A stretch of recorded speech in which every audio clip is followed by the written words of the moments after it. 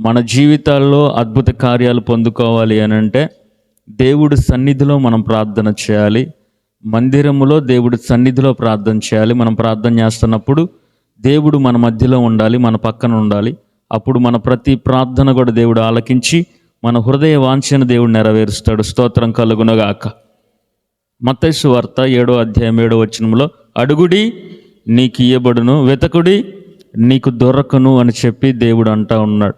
అయితే అడుగుడి నీకు ఇవ్వండి అంటే ప్రార్థన. ఇది ఒక ప్రార్థన, మనకు తెలుసు. మనము కూడా దేవుణ్ణి అడుగుతూ ఉంటాం, దేవా నా కుటుంబంలో కార్యము జరిగించు, మందిర విషయంలో కార్యము జరిగించు, సేవకుల విషయాల్లో కార్యం జరిగించు, అనారోగ్యంతో ఉన్నవారికి స్వస్థత ఇవ్వు, మారని వాళ్ళని మార్చు అని చెప్పి మనము దేవుణ్ణి అడుగుతూనే ఉంటాం. ఆమేన్. వెతుకుడి మీకు దొరకను అని అంటే ఏం వెతకాలి? కొలసీలికి రాసిన పత్రిక 3వ అధ్యాయంలో దేవుడు ఏమంటున్నాడు అని అంటే 3వ అధ్యాయం 1వ వచనంలో దేవుడు ఆకాశమందున్నాడు గనక మనందరము కూడా పర సంబంధమైన వాటిని వెతకాలంట. చెప్పండి, దేన్ని వెతకాలంట? పర సంబంధమైనవి. దేవుడు పరలోకమందున్నాడు. మన నిత్య జీవం కూడా ఎక్కడుంది చెప్పండి? పరలోకమందు ఉంది. కాబట్టి పర సంబంధమైన వాటిని వెతికేవారిలాగా ఉండాలి. ఆమేన్.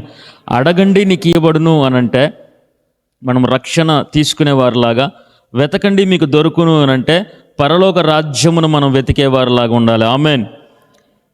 మత్తయి సువార్త 6:33లో కూడా ఏమంటాడంటే మొదట ఆయన రాజ్యమును నీతిని వెతకండి, అప్పుడు మీరు ఏదైతే అడుగుతున్నారో, ఏదైతే ఆశిస్తున్నారో అవన్నీ కూడా దేవుడు మీకు అనుగ్రహిస్తాడు. స్తోత్రం కలుగునుగాక. మనము ప్రార్థన చేస్తున్నప్పుడు మొదట ఆయన రాజ్యమును నీతిని వెతకాలి. ఆయన రాజ్యం ఏంటో మనం తెలుసుకోవాలి, ఆయన నీతిని మనం వెతకాలి. అప్పుడు నువ్వేదైతే తెల్లవారుజామున ప్రార్థన చేస్తున్నావో, మధ్యాహ్న కాల సమయంలో ప్రార్థన చేస్తున్నావో, నిద్రపోయేటప్పుడు నిద్ర మానుకొని మన అర్ధరాత్రులు అపరాత్రులు నీ పిల్లల కోసం నువ్వు చేతులు ఎత్తుతున్నావో, ఆ కార్యములన్నీ కూడా మొదట ఆయన రాజ్యమును నీతిని వెతికినప్పుడు కలుగుతూ ఉంటుంది. హల్లెలూయా. కాబట్టి వెతకమంటే దేవుణ్ణి వెతకాలి, దేవుడి సన్నిధిని వెతకాలి, అదే రీతిగా ఆయన రాజ్యమును వెతకాలి. ఒక తల్లి ప్రార్థన చేస్తూ ఉందండి బైబిల్లో. చదవండి ఒకసారి. మత్తయి సువార్త 20వ అధ్యాయం 20వ వచనంలో ఒక తల్లి వచ్చి వాళ్ళిద్దరు పిల్లల కోసం ప్రార్థన చేస్తుంది. ఇద్దరు పిల్లలు అనండి. ఎంతమంది పిల్లలు? 2 పిల్లలు. వాళ్ళిద్దరు పిల్లల కోసము ఆ తల్లి ప్రార్థన చేస్తూ ఉంది. ఏంటి అనంటే, అయ్యా అప్పుడు జెబెదయి కుమారుల తల్లి వాళ్ళ పిల్లలతో యేసు ప్రభు దగ్గరికి వచ్చి నమస్కారము చేసి ఒక మనవి చెయ్యబోగా నీవేమి కోరుచున్నావు అని దేవుడు ఆమెను అడిగాడండి. స్తోత్రం చెప్పండి ఒకసారి. వాళ్ళిద్దరు పిల్లల్ని కూడా పట్టుకొని వచ్చింది దేవుడి దగ్గరికి. వాళ్ళిద్దరు పిల్లలు చిన్నపిల్లలు అనుకున్నారు మీరు. చిన్న పిల్లలు 5 సంవత్సరాలు 7 సంవత్సరాల పిల్లలు అనుకున్నారు. వాళ్ళు ఎంత వయసు అంటే నా వయసు 30-35 సంవత్సరాల వయసు కలిగిన వాళ్ళు. యవ్వన కాలంలో ఉన్న పిల్లలిద్దరినీ కూడా తీసుకొని వచ్చింది. ఎవరో మీకు చెప్తా తర్వాత. వాళ్ళిద్దరినీ కూడా తీసుకొని వచ్చి యేసు ప్రభు దగ్గర ఒక ప్రార్థన చేయబోతా ఉంది. అప్పుడు దేవుడు ఒక మాట అడిగాడు. ఏంటి అని అంటే, అమ్మ నీవేమి కోరుచున్నావు అని అడిగాడు దేవుడు. అప్పుడు ఆమె ఏమంటుందో తెలుసా? చదవండి ఒకసారి 21వ వచనంలో, నీ రాజ్యమందు నా 2 కుమారులు ఒకడు కుడివైపున ఒకడు ఎడం వైపున కూర్చోవాలి అని కోరుకుందంటే, అడుగుడి నీకు ఇయ్యబడును అని అంటే ఈ తల్లి ఏమి కోరుకున్నది? 2 పిల్లల్ని తీసుకొని వచ్చి, యేసయ్యా నీ కుడి పక్కన ఒకరు కూర్చోవాలా, నీ ఎడం పక్కన ఒకరు కూర్చోవాలి. స్తోత్రం కలుగునుగాక. బైబిల్ వాక్యం సెలవిస్తూ ఉందండి, భూలోక సంబంధమైన వాటి మీద మనసు పెట్టుకోకుడి. 2 కుమారులను కూడా తీసుకొచ్చి నా పెద్ద కొడుక్కి పెళ్లి కావాలి, చిన్న కొడుకు పెళ్లి కావాలి, వీళ్ళిద్దరికి మంచిగా ఉద్యోగాలు రావాలని అడగొచ్చుగా, వీళ్ళ భవిష్యత్తు బాగుండాలని అడగొచ్చుగా. అప్పుడు తర్వాత దేవుడు ఏమంటాడంటే, నువ్వు అడుగుతుంది నీకు అర్థమవుతుందా? నేను తాగే గిన్నెలోనిది వాళ్ళు తాగలేరు, నేను తీసుకున్న బాప్తీసం వారు తీసుకోలేదు అంటే అర్థం ఏంటంటే, నేను మరణమవుతున్నా. ప్రకటన గ్రంథం 3:21లో ఒక మాట అంటాడండి. ఏంటి అని అంటే, నేను జయించిన ప్రకారము నాతో పాటు జయించువాడు సింహాసనం మీద కూర్చోబెట్టబడతాడు. స్తోత్రం కలుగునుగాక. ఈయన ఏమి జయించాడు అంటే మరణాన్ని జయించాడు. మరణములోకి వెళ్ళి మరణాన్ని జయించి పైకి వచ్చాడు దేవుడు. స్తోత్రం కలుగునుగాక. ఆమెన్. నువ్వేం అడుగుతున్నావో నీకు అర్థమవుతుందా అని అన్నాడు దేవుడు. ఆమె అన్నది, ఏది ఏమైనా సరే నా పిల్లలు నీ పక్కన కూర్చోవాలి. స్తోత్రం కలుగునుగాక. ఈరోజు ప్రతి తల్లి, ప్రతి తండ్రి, ప్రతి సేవకుడు నాలాంటి వాళ్ళు గమనించాలి. ఏంటి అని అంటే, మనం భూ సంబంధమైన వాటిని అడుగుతూ ఉన్నాం. భూలోక సంబంధమైన వాటి విషయాల గురించి ఎక్కువ మొరపెడుతున్నాము కానీ రక్షణ విషయం మనం అడగట్లేదు. హల్లెలూయా. ఇక్కడ ఈ తల్లి ఏం కోరుకుంటుంది అని అంటే, నా ఇద్దరు పిల్లలు కూడా దేవుడి సన్నిధిలో ఉండాలి, నా ఇద్దరు పిల్లలు కూడా పరలోక రాజ్యంలో గొప్ప స్థానంలో ఉండాలి. ఈ భూలోక విషయం అనవసరం. మీకు తెలుసా వాళ్ళిద్దరు ఎవరంటే యాకోబు యోహాను. అనండి ఒకసారి, యాకోబు యోహాను. మరి ఈమె తల్లి ప్రార్థన చేసింది ఏమనంటే, కుడి పక్కన ఒకళ్ళు కూర్చోవాలి, ఎడం పక్కన. ఇలాగ అడిగిన తర్వాత దేవుడు చెప్పిన తర్వాత ఏం జరిగిందో తెలుసా? ఆ పెద్ద కొడుకు చచ్చిపోయాడు. అపోస్తుల కార్యం 12వ అధ్యాయంలో యాకోబు శిరచ్ఛేదన చేయబడ్డాడంట. శిష్యులు 12 మంది శిష్యుల్లో మొట్టమొదటి హతసాక్షి ఎవరయ్యా అనంటే యాకోబు. యేసుని క్రీస్తుగా ప్రకటిస్తున్నప్పుడు, యేసుని ప్రకటిస్తున్నావా అని చెప్పి అతడు తల నరికేశారు. ఈ తల్లికి కూడా తెలుసు యేసు ప్రభు వెంట వెళితే హతసాక్షులు అవుతారు, ప్రాణాలు కోల్పోతారని తెలిసిన ఈ తల్లి ఏమనుకుంటుందంటే, ఈ లోకంలో బిల్డింగ్లు కట్టాలి, ఈ లోకంలో డబ్బు సంపాదించాలి, ఈ లోకంలో అది కావాలి, ఇది కావాలి, నా కొడుకులకి ఇది కాదు కావాల్సింది, నా పిల్లలకి నా కొడుకులకి సింహాసనం ముందు యేసు క్రీస్తుతో స్థానం కావాలని కోరుకుంది ఆ తల్లి. స్తోత్రం కలుగునుగాక. ఆ ఆలోచన సేవకులకు కూడా రాదండి. సేవకుల పిల్లలను కూడా ఏ మలేషియానో, చైనానో, అమెరికానో, సింగపూరో పంపించి పెద్ద పెద్ద చదువులు చదివిస్తున్నారు. సేవకుల పిల్లల్ని పెద్ద పెద్ద ఉద్యోగాలు చేపిస్తున్నారు, డాక్టర్లు, ఇంజనీర్లు చేస్తూ ఉన్నారు. ప్రతి తల్లి యేసుక్రీస్తుని నమ్ముకున్న ప్రతి ఒక్కళ్ళు కూడా వాళ్ళ ఆలోచన అలాగుందంటే, నా పిల్లలకి మంచి ఉద్యోగం వస్తే చాలు. అప్పుడప్పుడు పార్టీలు చేసుకుంటారు పిల్లగాళ్ళు, ఆలోచన చెయ్యం. స్నేహితులతో తిరుగుతూ ఉంటారు, ఆలోచన చెయ్యం. రక్షణ లేకుండా ఉంటారు, ఆలోచన చెయ్యం. ఒక ఆమె వచ్చి అంటా ఉంది, నా కొడుకు పెద్ద సినిమా యాక్టర్ అవుతాడు, ప్రార్థన చేయని. నేనేం చేయాలా? సినిమా యాక్టర్ అవునుగాక అని చేయాలా? లోకమంతా కూడా నటనాలయం, ఈ లోకము రంగుల వలయం అని దేవుడు వాక్యం సెలవిస్తూ ఉంది. స్తోత్రం కలుగునుగాక. ప్రార్థనకు వచ్చే తల్లులు అడుగుతూ ఉన్నారు లోకానుసారంగా, వాక్యం చెప్పే నాలాంటి సేవకులు అడుగుతూ ఉన్నారు, నా పిల్లలు మంచిగా చదువుకోవాలి, ఉద్యోగాలు సంపాదించాలని. ఈ తల్లి ఒకటే ఆశిస్తూ ఉంది, నా పిల్లల ప్రాణాలు పోయినా పరలోకంలో దేవుడి పక్కన కూర్చోవాలి. స్తోత్రం కలుగునుగాక. ఈ లోక సంబంధమైన వాటి మీద మనసు పెట్టలేదు ఆ తల్లి. ఆమె పేరు సలోమి. చెప్పండి, ఏం పేరు? జబదయి కుమారుల తల్లి అని మాట్లాడుతున్నాము కానీ ఆమె పేరు సలోమి అని చెప్పి వాక్యం సెలవిస్తూ ఉంది. మార్కు 16వ అధ్యాయం 1వ వచనంలో యేసు ప్రభు వారు చనిపోయినప్పుడు, ఆ సమాధిలో ఉంచబడినప్పుడు ఆమె సుగంధ ద్రవ్యాలు పట్టుకొని మరియతో పాటు వెళ్ళినట్లు మనం చూస్తూ ఉన్నాం. ఈమె మంచి భక్తిపరురాలు. ఎంత భక్తి అనంటే, తన పిల్లల్ని దేవుడు సన్నిధిలో ఉంచాలని కోరుకుంది, తన పిల్లల్ని దేవుడి కోసం సేవ చేయించాలని కోరుకుంది. కోత విస్తారమే కానీ మాటలు చెబుతాం, ప్రార్థన చేస్తాం, సేవకులు రావాలని అనుకుంటాం, కానీ మన ఇళ్లలోంచి సేవకులు రావాలా, మన కుటుంబాల్లోంచి సేవకులు రావాలి. స్తోత్రం కలుగునుగాక. అసలు మన రావడమే గగనమైపోతుంది ప్రార్థనకి, ఇంకా పిల్లల్ని ఏం నడిపిస్తాం?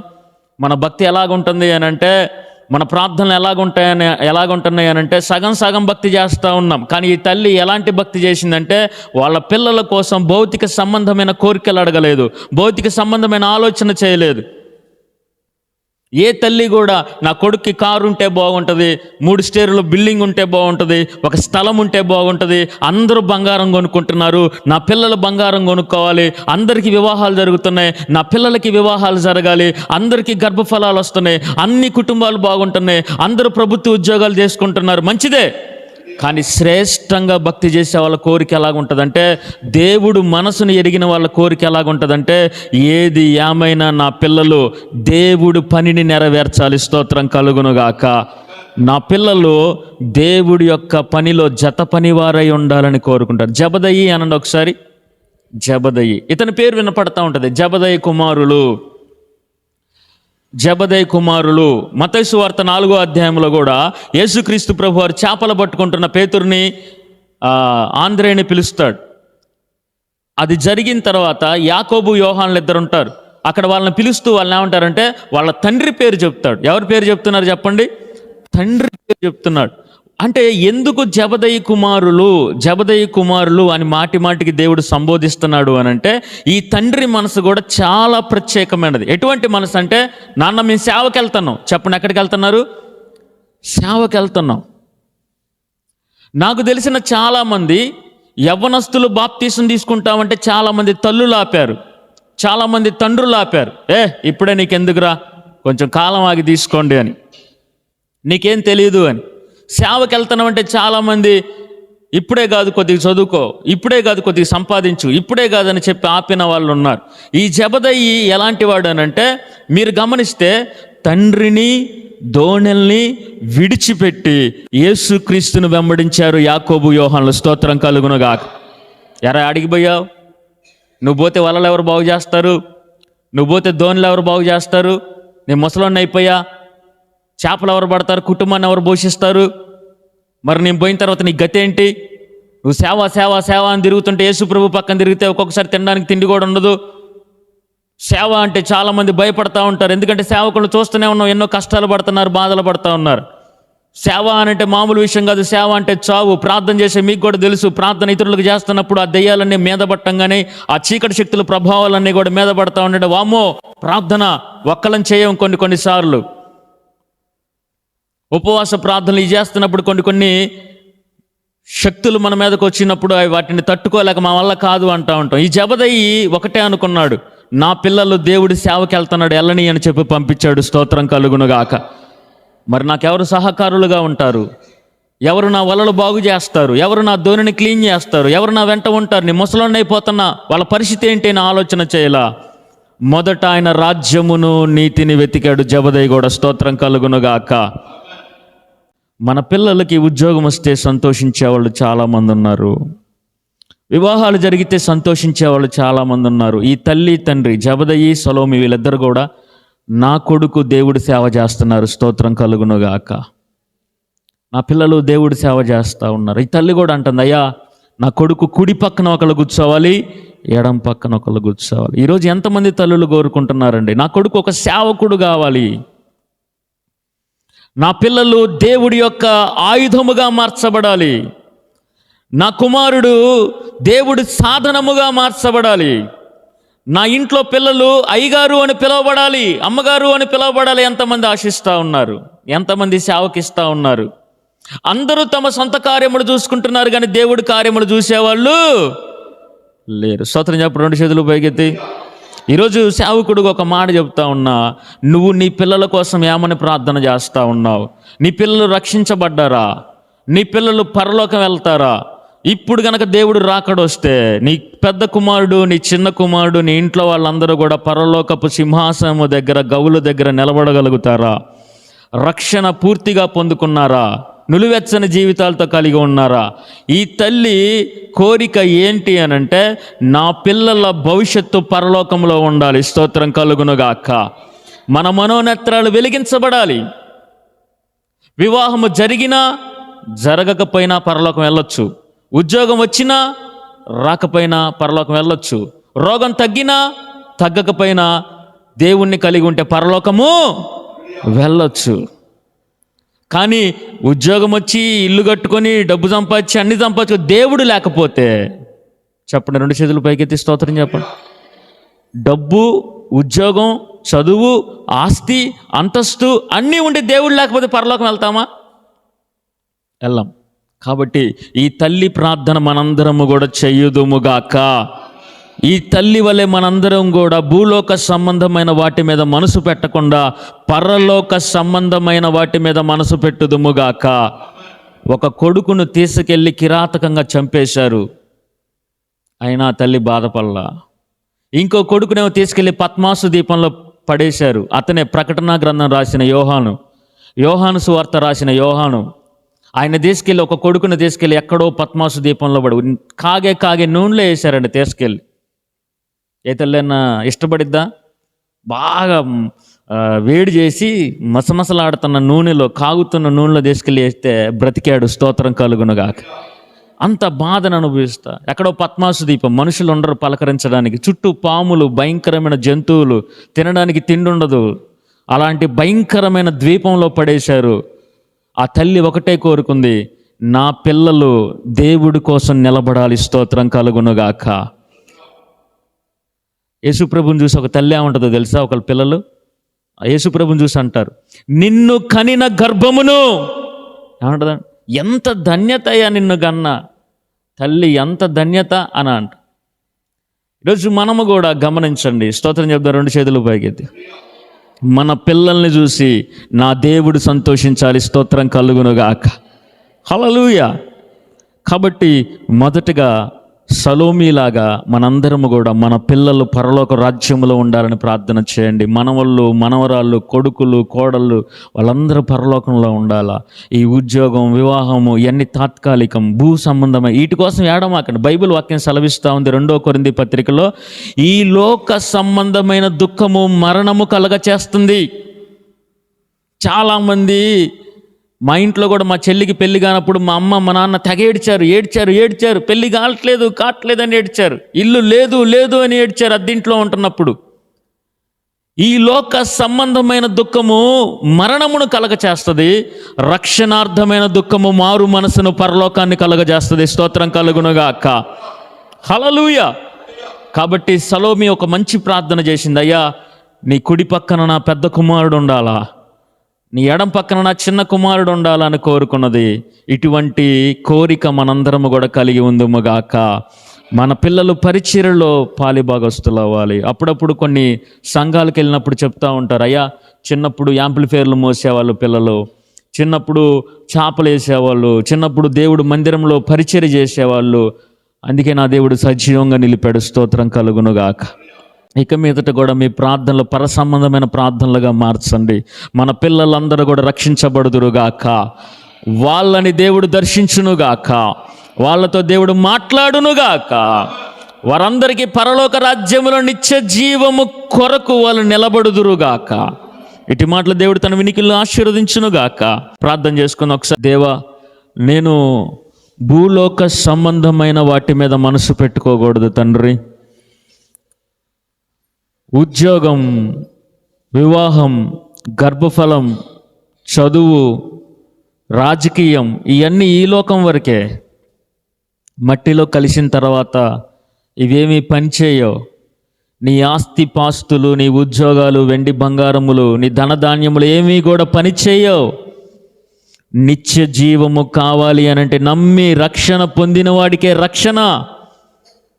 యేసుక్రీస్తు ప్రభువారిని అంగీకరించి ఆయన రాజ్యములోకి మనందరం చేర్చబడినప్పుడు అది ఎవరైనా గుండెలు మీద చేసుకొని చెప్పండి, అయ్యా మా పిల్లలు సగము లోకములో సగం నీలో ఉంటున్నారు. నేనేమో నా ప్రార్థన ఏమో ఉద్యోగం దయచే, పెళ్ళి దయచే, అది దయచే, ఇది పర్మనెంట్ చేయి ఉద్యోగాలు, ఇల్లు అది ఇది అని నేను అడుగుతా ఉన్నాను. ఇది కాదయ్యా నేను అడిగేది, నా పిల్లలు రక్షింపబడాలి. అడగను ఒకసారి, దేవా నా కుటుంబము రక్షింపబడాలి. చదువు కాదు, ఉద్యోగాలు కాదు, ఎగ్జామ్స్ కాదు, ఇవన్నీ దేవుడిస్తాడు. ఆయన రాజ్యమును నీతిని మొదట వెతకండి. చిన్నప్పుడు ఎంత భక్తి చేశారు నీ పిల్లలు, చిన్నప్పుడు ఎంత భక్తి కలిగి ఉన్నారు నీ పిల్లలు, ఇప్పుడు చూస్తే నీ చేతికి దొరకడం లేదేమో, దేవుడికి దొరకడం లేదేమో. ఒక తల్లి వచ్చి అడుగుతా ఉంది, అయ్యా యేసు నీ కుడి పక్కన ఒకళ్ళు కూర్చోవాలి, నీ ఎడం పక్కన ఒకళ్ళు కూర్చోవాలి అని ఒక తల్లి అడుగుతా ఉంది. ఈరోజు నేను కూడా అడుగుతా ఉన్నా, నా పిల్లలు రక్షించబడాలి, నా పిల్లలందరూ కూడా నీ సేవలో పరిచర్యలో వాడబడాలి. భూ సంబంధమైన వాటి మీద మీ మనసు పెట్టుకొని ఏడవకుండా, చాలామంది తల్లులు పెళ్ళి అవ్వట్లేదని ఏడుస్తూ ఉన్నారు. బాధపడొద్దండి, దేవుడు జరిగిస్తాడు.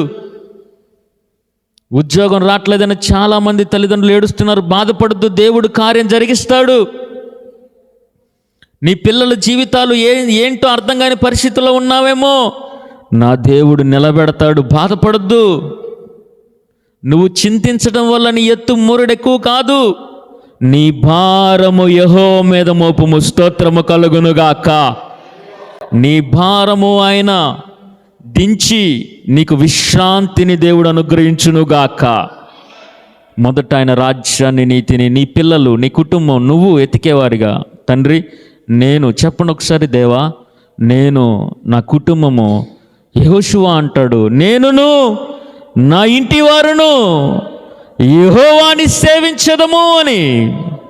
ఈరోజు నీ కొడుకులు, కోడళ్ళు, కూతుర్లు, అల్లుళ్ళు, మనవళ్ళు, మనవరాళ్ళు ఏ ఒక్కరూ తప్పిపోకుండా నోవాహు కట్టిన ఓడలోకి ఏ ఒక్కరూ తప్పిపోకుండా 8 మంది ప్రవేశించినట్లు రక్షణ అనే ఓడలోకి, రక్షణ అనే సంఘములోకి నీ పిల్లలు తప్పిపోకుండా, నీ కుటుంబము తప్పిపోకుండా అందరూ ప్రవేశించుదురుగాక. ఒకవేళ దేవుడు రాకడ ఇప్పుడే వస్తే నీ కొడుకు పరలోకం వెళ్తాడా? నీ కూతురు పరలోకం వెళ్ళిద్దా? నువ్వు పరలోకం వెళ్తున్నావా? టీవీ ముందు కూర్చున్న నువ్వు, బల్లల దగ్గర కూర్చున్న నువ్వు, ముచ్చట్లు పెడుతున్న నువ్వు, దేవుణ్ణి నమ్ముకొని సగం సగం భక్తి చేస్తున్న నువ్వు, ఇప్పుడు గనక దేవుడు రాకడ వస్తే నూతన సంవత్సరం అని కాకుండా దేవుడు రాకడలో నువ్వు ఎత్తబడతావా? నీ కుటుంబం ఎత్తబడిద్దా? దేవా, నేను విడవబడే వారి గుంపులో నేను ఉండకూడదయ్యా, విడవబడే గుంపులో నా పిల్లలు ఉండకూడదయ్యా. నిత్య జీవం ఒకటి ఉంది, ఈ లోకం అశాశ్వతం. మేమందరము కూడా రాకడలో ఉండాలి. గ్రామం అంతా కూడా రక్షించబడునుగాక. గ్రామములో ప్రతి ఒక్కరు కూడా క్రీస్తు నామములోని బలమును తెలుసుకుందురుగాక, క్రీస్తు నామములోని మాధుర్యమును తెలుసుకుందురుగాక, క్రీస్తు నామములోని విశ్రాంతిని తెలుసుకుందురుగాక. దేవుడు ఆహ్వానమిస్తున్నాడు, ప్రయాసపడి భారం మోస్తున్న సమస్త జనులారా నా యొద్దకు రండి అని. ఈరోజు ఎవరైతే భారముతో ఉన్నారో ఆయన ఈ లోకంలో నీకు విశ్రాంతిని ఇవ్వడానికి, పరలోకములో నిత్య జీవాన్ని ఇవ్వడానికి ఇష్టపడతా ఉన్నాడు. ప్రతి ఒక్కరిని ఆహ్వానిస్తున్నాడు. రక్షణ లేని వారికి రక్షణ కలుగునుగాక, కుటుంబాలు దేవుడి సన్నిధిలో నిలబడునుగాక, తాత్కాలిక సంబంధమైన వాటిని వెతకకుండా పర సంబంధమైన వాటిని మనం వెతుకుదుముగాక. అదే రీతిగా దేవా, మేము ప్రార్థిస్తున్న ప్రతి ప్రార్థనకి కూడా నూతన సంవత్సరములో వివాహ శుభకార్యముల కోసం ఎదురు చూస్తున్న వారి జీవితాల్లో వివాహ శుభకార్యములు జరుగునుగాక. ఉద్యోగములు లేని వారికి స్థిరమైన ప్రభుత్వ ఉద్యోగములు యేసు నామములో కలుగునుగాక. వేరే దేశములో, రాష్ట్రాల్లో, ప్రాంతాల్లో ఉంటున్న బిడ్డలకి యేసుక్రీస్తు నామములో వారు అనుకున్న ఉద్యోగం, వారు అనుకున్న చదువు పూర్తయి మంచి ఉద్యోగాలతో స్థిరపరచబడుదురుగాక. గర్భఫలములు లేని వారికి గర్భఫలములు కలుగునుగాక. కుటుంబాల్లో భార్యాభర్తలకి సమాధానము కలుగునుగాక. బ్యాంకు లోన్లు, ఈఎంఐలు, అప్పుల బాధలతో బాధపడుతున్న ప్రతి ఒక్కరికి కూడా నిశ్చయముగా ఈ నూతన సంవత్సరములో అప్పుల బాధల నుంచి, రుణముల నుంచి, బ్యాంకు లోన్స్ నుంచి విడుదల కలుగునుగాక. ప్రార్థన చేస్తూ ఉంటుండగా మంచం మీద అనారోగ్యంతో మందులు వేసుకుంటూ ఎవరైతే బాధలో ఉన్నారో, లేవలేని స్థితిలో ఉన్నారో, ఎముకల్లో, నరముల్లో, రక్తంలో బలహీనులుగా ఉన్నారో యేసు క్రీస్తు నామములో స్వస్థత శీఘ్రముగా కలుగునుగాక. నిద్ర పట్టని వారికి నెమ్మది, విశ్రాంతి కలుగునుగాక. ప్రతి చీకటి, చాతబడి, చెల్లంగి శక్తుల నుంచి, మాంత్రిక శక్తుల నుంచి విడుదల కలుగునుగాక. తండ్రి, దూర ప్రాంతంలో ఉంటున్నారు, ఉద్యోగాల నిమిత్తం, చదువుల నిమిత్తం, వివాహాలు జరిగి దూర ప్రాంతాల్లో ఉంటుండగా వాళ్ళు బైకుల మీద, ఆటోల్లో, బస్సుల్లో, ట్రైనుల్లో, విమానాల్లో, కారుల్లో ఏ విధంగా ప్రయాణం చేస్తున్నా, ఎక్కడ ఉంటున్నా, హాస్టల్స్లో ఉంటున్నా, వివాహం జరిగైనా, చదువు కోసమైనా, ఉద్యోగ నిమిత్తమైన, వ్యాపారం నిమిత్తమైన, పిల్లల పోషణ నిమిత్తమైన, ఎవరు దూర ప్రాంతాల్లో ఉన్నా ఆపదలు, అపాయములు, యాక్సిడెంట్లు తప్పించబడునుగాక, ప్రమాదములు తప్పించబడునుగాక, అగ్ని ప్రాకారముల కంచె వేయబడునుగాక. మేము కూడా నీ రాజ్యమును వెతికే బిడ్డలుగా ఉంచి మమ్మల్ని కూడా నీ పరలోకమందు జ్ఞాపకము చేసుకున్నామని. యేసు, నీ రాజ్యముతో వచ్చినప్పుడు నన్ను జ్ఞాపకం చేసుకో. సిలువ మీద 2వ దొంగన జ్ఞాపకం చేసుకున్నాం, మమ్మల్ని జ్ఞాపకం చేసుకో దేవా. జలప్రలయం అప్పుడు నోవహు కుటుంబాన్ని జ్ఞాపకం చేసుకున్నాం, మమ్మల్ని జ్ఞాపకం చేసుకో. సొదొమ గొమొర్రా నాశనం అయినప్పుడు లోతు కుటుంబాన్ని జ్ఞాపకం చేసుకున్నాం, మమ్మల్ని జ్ఞాపకం చేసుకో. నీ మధ్యాకాశములో మేఘం మీద నువ్వు రాబోతూ ఉంటుండగా పెండ్లి కుమారుడుగా అయా యూదా గోత్రపు సింహముగా రాబోతుండగా మమ్మల్ని, మా కుటుంబాలని, మా గ్రామాన్ని జ్ఞాపకం చేసుకుని, సంఘాన్ని జ్ఞాపకం చేసుకున్నామని ఈ ప్రార్థన మనవులన్నీ నజరుడైన యేసుక్రీస్తు నామములో అడిగి వేడుకుంటూ పొంది ఉన్నాము తండ్రి. మన తండ్రి అయిన దేవుడి ప్రేమ, ప్రభు అయిన యేసుక్రీస్తు కృప, పరిశుద్ధాత్ముడి కన్నిన సహవాసము, సహాయము, సమాధానం చేరవచ్చిన ప్రతి ఒక్కరికి, చెప్పబడిన వాక్యానికి ఏకీవించిన ప్రతి కుటుంబానికి, సమీపస్తులు, దూరస్తులు, రక్త సంబంధికులకి, గ్రామానికి, కట్టబోతున్న మందిరానికి, సకల పరిశుద్ధులకి చేసిన ప్రార్థన మనవులన్నిటికీ కూడా సదాకాలము తోడే ఉండి నడిపించి కాచి కాపాడును గాక.